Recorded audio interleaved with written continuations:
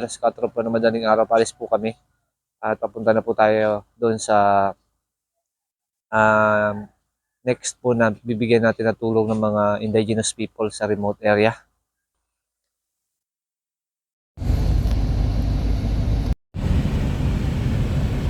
After 3 hours, nasa Bulwagan na tayo ng papasok sa kanilang school, mga karamay. Good morning!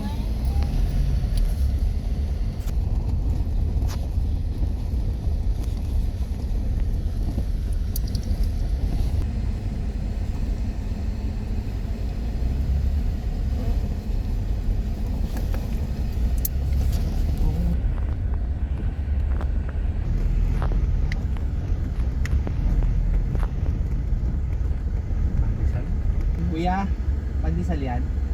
Pandesal? Wala na. Ay, alat yun.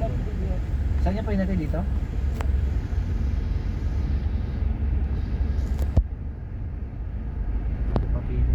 Nandito na po kami sa area. Ito sa Balay S. Balay S. Mga tribo po sila ng Batak din. Dito po natin ibibigay yung mga school supply sa mga estudyante po rito.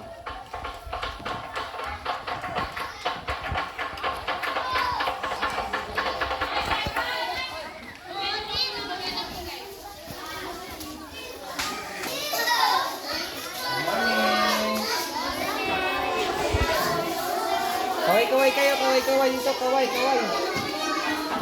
Dito kaway kayo, kaway.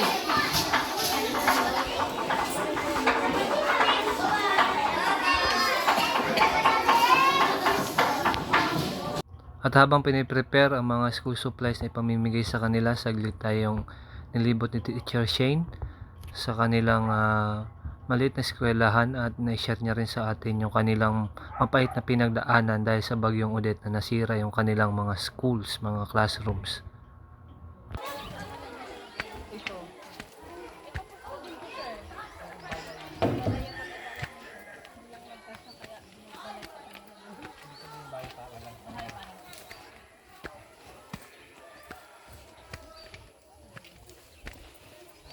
Ayan, si Mama na, Ma'am Shane.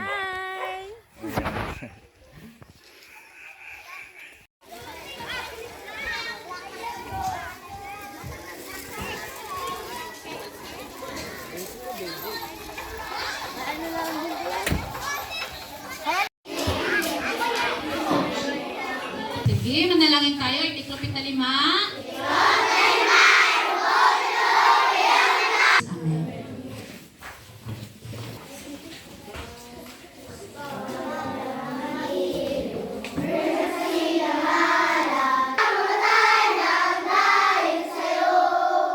Sa grupo ni Sir Richard Flores Hardin, sa mga bisita, mga guro, mag-aaral, at sa kapwa ko mga magulang. Malugod namin kayong tinatanggap sa aming paaralan. Thank you. At dito mga karamay ay meron silang inahandang maiksing presentation, yung kanilang mga tribal dance na i-present nila sa amin bilang pag-welcome sa aming pagpunta sa kanilang tribo o sa kanilang community.